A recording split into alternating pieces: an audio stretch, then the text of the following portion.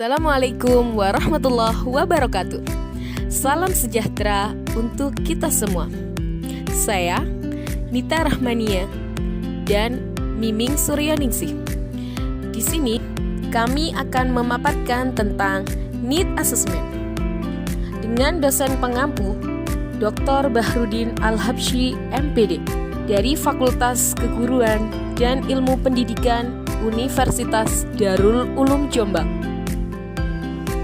Baik, yang pertama adalah asesmen.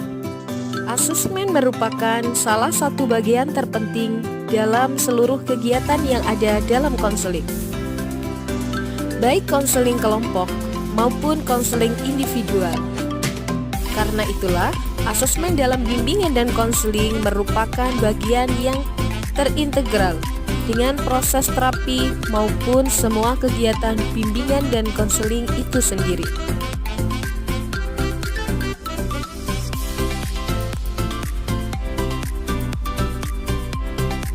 Apakah yang dimaksud dengan asesmen BK? Asesmen BK adalah mengukur suatu proses konseling yang harus dilakukan konselor sebelum, selama, dan setelah konseling tersebut dilaksanakan atau berlangsung. Dalam bimbingan dan konseling, asesmen digunakan untuk mengumpulkan informasi yang memungkinkan bagi konselor untuk menentukan masalah dan memahami latar belakang serta situasi yang ada pada masalah klien. Asesmen yang dilakukan sebelum, selama, dan setelah konseling berlangsung memberikan informasi yang dapat digunakan sebagai alat untuk menilai keberhasilan sebuah konseling.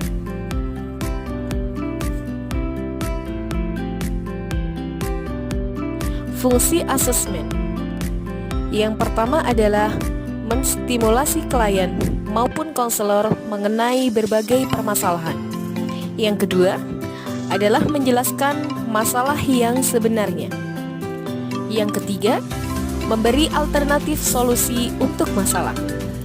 Yang keempat, menyediakan metode untuk memperbandingkan alternatif sehingga dapat diambil keputusan. Dan selanjutnya adalah memungkinkan evaluasi efektif konseling. Ruang lingkup asesmen. Yang pertama adalah sistem asesmen. Asesmen yang dilakukan untuk mendapatkan informasi mengenai status dari suatu sistem. 2.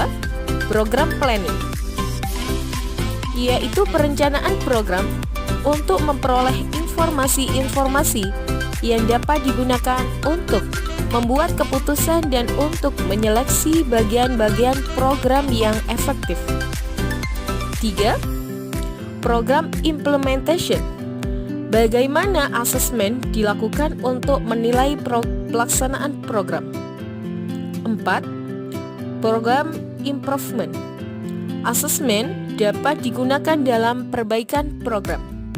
5. Program certification merupakan tahap dari akhir kegiatan. Jadi, tujuan asesmen adalah yang pertama, orientasi masalah. Orientasi masalah digunakan untuk membuat klien mengenali dan menerima permasalahan yang dihadapinya. 2.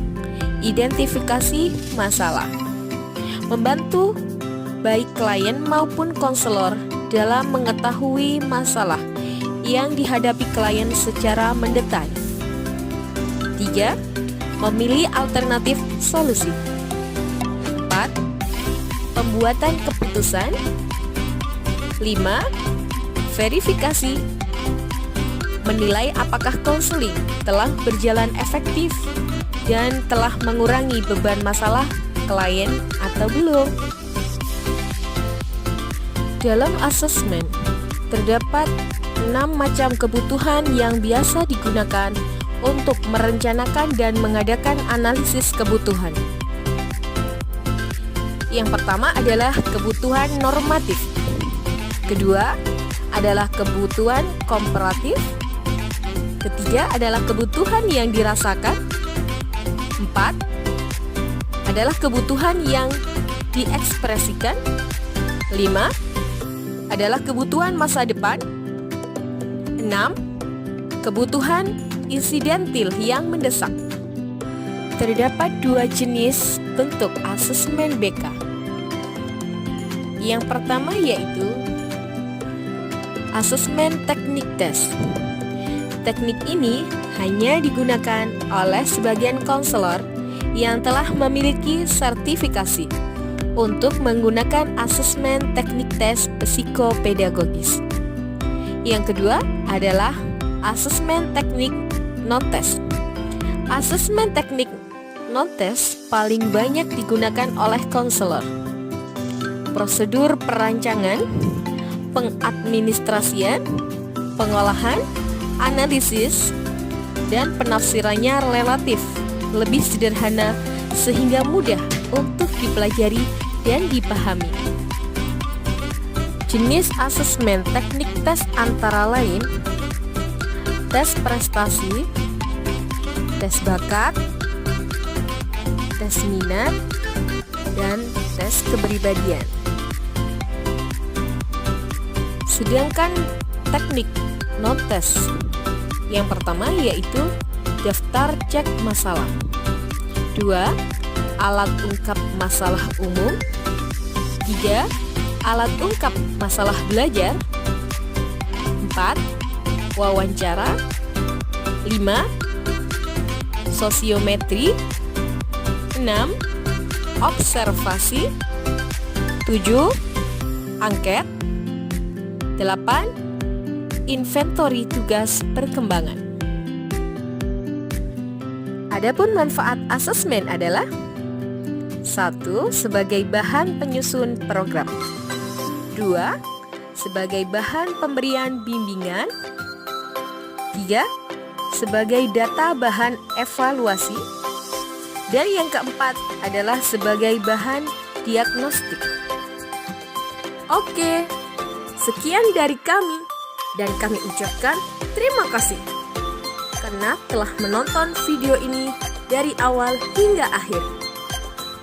Dan jangan lupa like, share, subscribe channel ini supaya lebih maju dan berkembang. Nyalakan juga lonceng notifikasinya agar tidak ketinggalan video-video baru dari kami. Terima kasih dan sampai jumpa. Wassalamualaikum warahmatullahi wabarakatuh.